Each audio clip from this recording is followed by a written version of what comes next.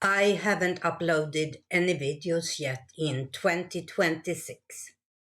Not because I stopped thinking about AI, but because I have been thinking about what direction I wanted this channel actually to take.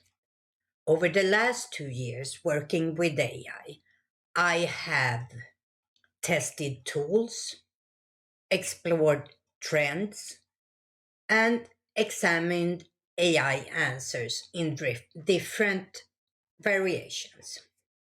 But in my thoughts, I keep coming back to one place where this technology really matters: learning.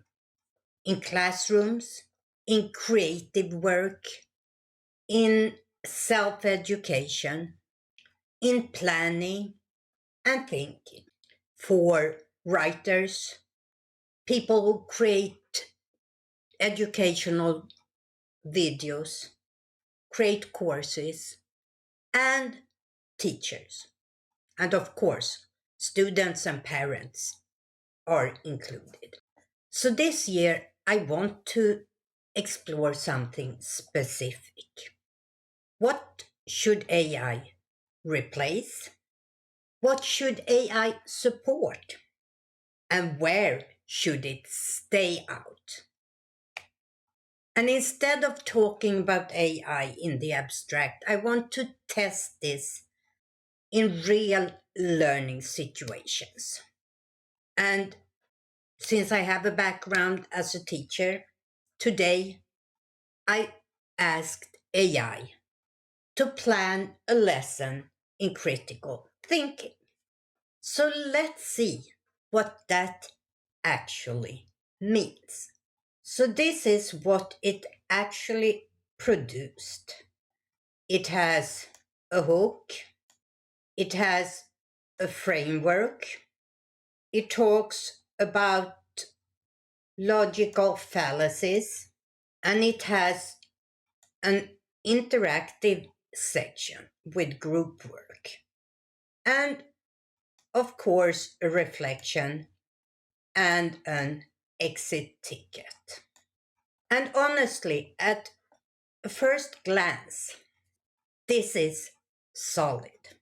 And if you're busy, this looks usable. So if AI can create something like this in seconds, what is left for the teacher? So let's look at it a little closer. What did AI do well? And let's try and be fair here. The lesson has a rhythm with the hook, the framework, the application, and the reflection.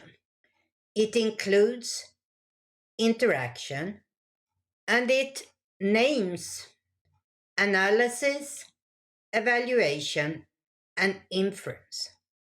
It even builds in logical fallacies and small group investigations. It's a very good structure. And structure matters. But here is what it doesn't know. It doesn't know my students. It doesn't know whether they already have struggled with confirmation bias or if they are politically polarized. They don't know if they are shy in group discussions or if they have seen logical fallacies 3 times already this semester. It doesn't know if they can handle abstractions on this level or the temperature in my classroom. AI understands content, but it doesn't understand context. And context is not extra. Context is the work.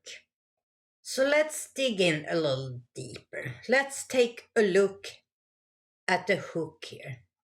The hook, the too good to be true. We start with the quick mental jog. I will present a viral style headline or a miracle product advertisement on the board. And the prompt is, if you saw this on your feed, what's your first instinct? To share it or to doubt it? The goal here is to briefly discuss how our brains often prefer the easy path or believe over the hard work of questioning. In one classroom, that might spark thoughtful discussions. In another, it might trigger sarcasm and or disengagement. Or take the logical fallacies section here. How do we spot a weak link? We look for logical fallacies. Well, we will focus on the big three that show up in social media and politics. Ad hominem, attacking the person instead of the idea. Strawman, misrepresenting someone's argument to make it easier to attack.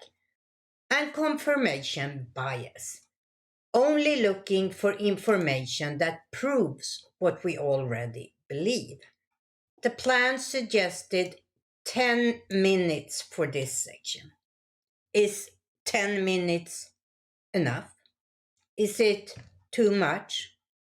Maybe we should start with a concrete example from something they've seen. Or would that escalate into a debate? Those decisions don't come from the structure. They come from experience, and they come from reading the room, knowing your students. If lesson planning become easier, and it probably will be, then teaching shifts.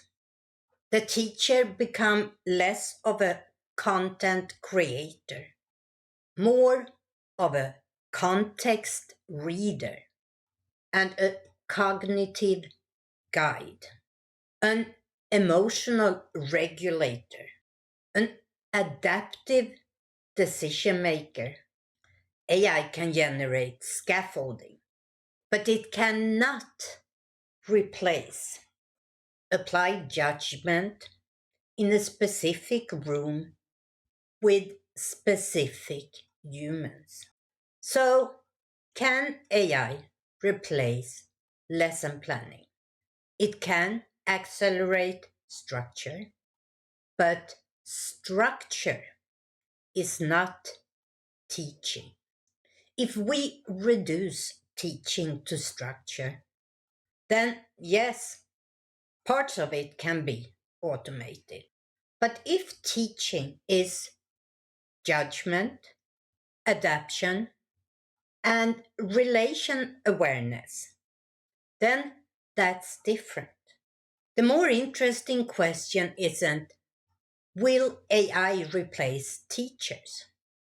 It is, what parts of teaching were we mistaking for teaching?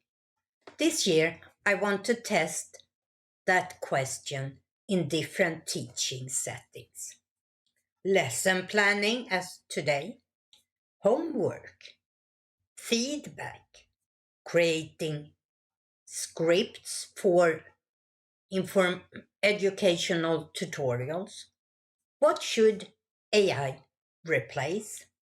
What should it support? And where should it stay out?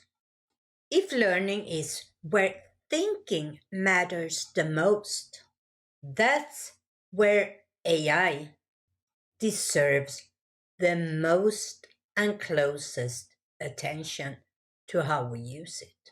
So that was my very first video, and I hope to see you in the next one. Bye!